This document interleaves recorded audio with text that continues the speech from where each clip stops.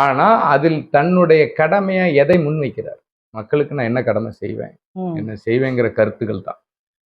நான் விஜய் ரசிகர் கிடையாது, நான் அஜித் ரசிகர். அதையும் சொல்றேன். கேப்டன் ஐயாவினுடைய தீவிர பக்தன்.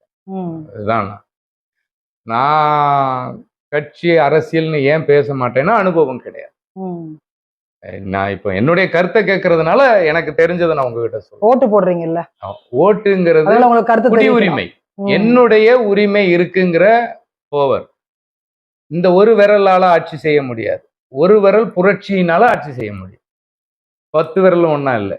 ஆனா அதுல 10 விரல்ல எனக்கு போவர் ஒரு விரல் தான் கொடுத்துருக்கீங்க. 10 பேர் ஆட்சி பண்ண 10 பேர் அரசியல்ல நின்னாலும் ஒருத்தர் தான் ஜெயிக்கும். இப்போ மன்னர்கள்லாம் இப்போ ஒரு ஊர்ல ஒரு நாட்டாம இருக்கிறாருன்னு வச்சு, அவர் இருக்கும் போதே இன்னொருத்தர் நிறைய நல்லது செஞ்சு பேர் வாங்கிட்டு இருந்தான்னா நம்ம இடத்துக்கு அவன் வந்துருவான், நம்மளை விட அவன் பேர் வாங்குறது பொசசிவ். இது எல்லாருக்கும் இருக்கும். மனிதனா பிறந்த எல்லாருக்கும் இருக்கும். ஒரு நம்மளே பாருங்களேன், நம்மளை விட என்ன பண்றானே தெரியல, நல்லா சம்பாதிக்கிறாங்க. ஒரு யதார்த்தம், நீங்க ஒரு யதார்த்தத்தை பாரு. அப்போ அவரு நம்ம பையனுக்கு வரக்கூடிய ஒரு மன்னன் தன்னுடைய இளவரசனுக்கு கொடுக்கணும்னு நினைப்பார் இல்லையா? ஒரு மன்னர் நாட்டை இளவரசனுக்கு கொடுக்காம நாட்டுல உள்ள ஒரு ஆள் கொடுக்க மாட்டார்.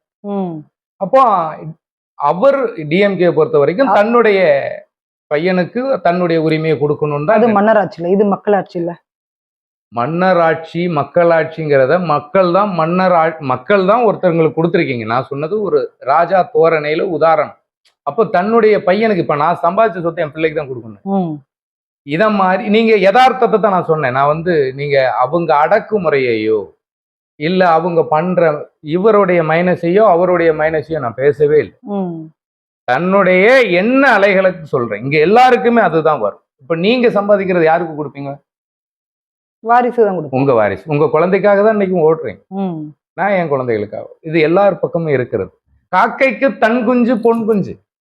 அப்போ தன்னுடைய இதுக்குங்கும் போது அப்போ அந்த ஊர் நாட்டாமன்னு சொன்னேன் இல்லையா, அந்த பேர் வாங்கினவங்க சரி நமக்கு அப்புறம் அவன் தான் வருவான் போல இருக்கு, நம்மளை விட அவன் திறமையா இருக்கான், நிறைய மக்களுக்கு நம்மளை விட அறிவுபூர்வமா இருக்கான், நிறைய சேவைகள் செய்யறான், சரி ஓகே அது வரைக்கும் நம்ம கிட்ட இருக்கட்டும் அப்படிங்கிற ஒரு இதுதான் இருக்குமே தவிர உள்ள வேதனை.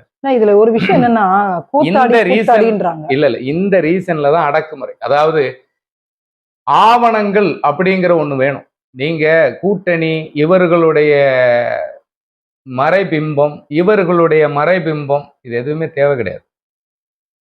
மக்களுக்கு நீங்க சொல்லுங்க, ஒரு 250 கோடி ரூபாய் 250 கோடி ரூபாய் வருமானம் வந்தா அதை விட்டுட்டு சேவை அப்படிங்கும்போது உங்களுக்கு அங்க கேள்விக்குறியும் வரும்.